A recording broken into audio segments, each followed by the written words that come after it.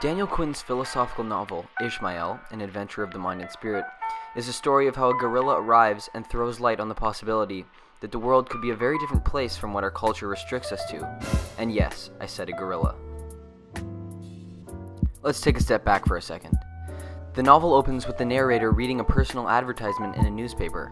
The ad both intrigues and irks him. It's posted by a teacher looking for a student interested in saving the world. This is exactly what the narrator was looking for most of his early life. When he was younger, he had wanted to save the world and had searched in vain for such a teacher. He's bitter that only now one is looking for him.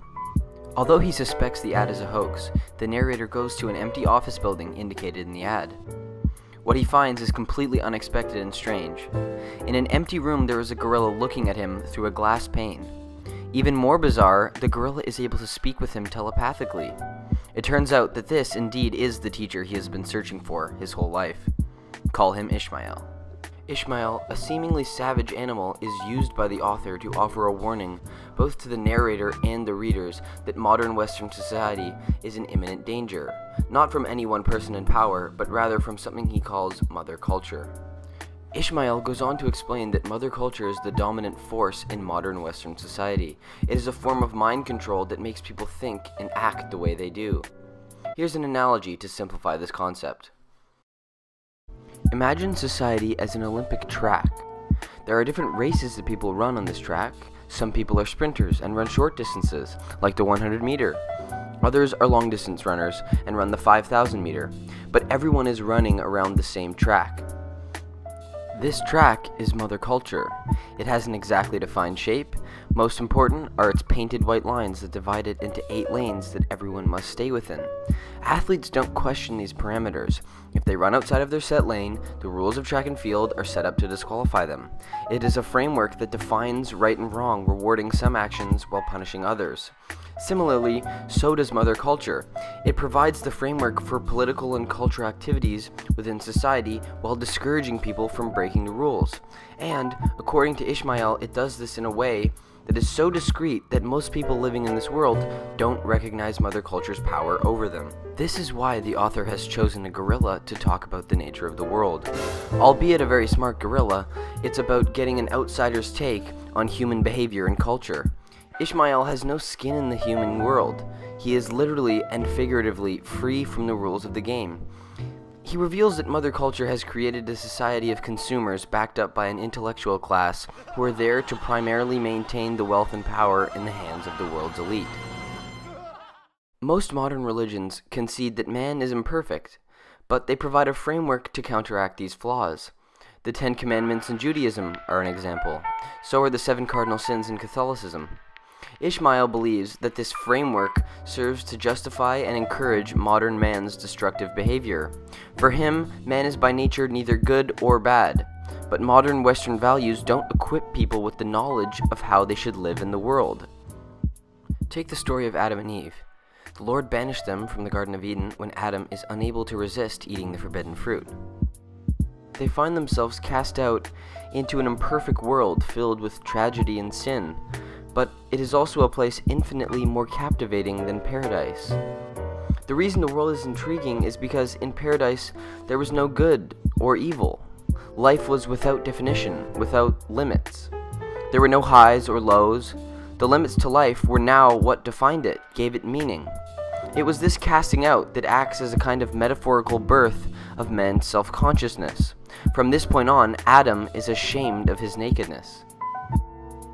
In the natural world, a lion eating a wildebeest isn't evil. It's just how the game's played. But as humans became aware that they had control over their actions, that they had a choice they could make, they lost their connection to the natural way of life. A way of life that had automatic, built-in instructions of how to live life. This is one of the reasons why people ran around robbing, raping, and pillaging for thousands of years. Without some instruction, the self-conscious human lives in a state of chaos. Ishmael is a remedy to this dilemma in that his very existence offers a threat to mother culture and a perspective that there are other forms of existence outside of the natural way to live that don't involve destroying the earth, or in other words, instructions for society that balance chaos and order. While the book doesn't answer the question how humans ought to live, it does recognize two major aspects of mother culture that are certainly not the right way to live because they threaten the human race and the earth itself.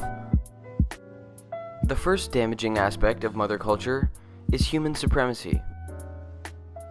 Quinn argues against the idea of human supremacy on the planet. Humans may be the most evolutionarily advanced species on Earth, but they are not entitled to rule all other species.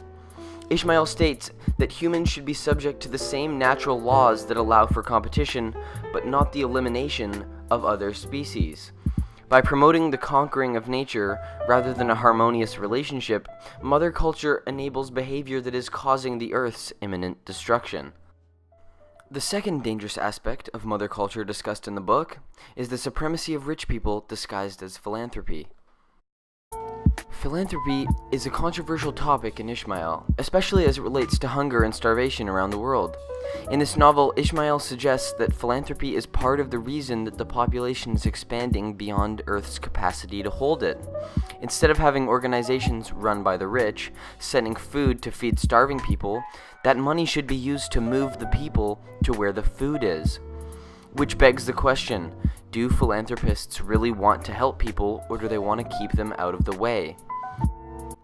Ishmael criticizes this form of philanthropy as another means through which mother culture enslaves us and distracts us from real, sustainable solutions to these problems. From religion to the demise of Western culture, this book is a medium through which Daniel Quinn argues for his own philosophical views.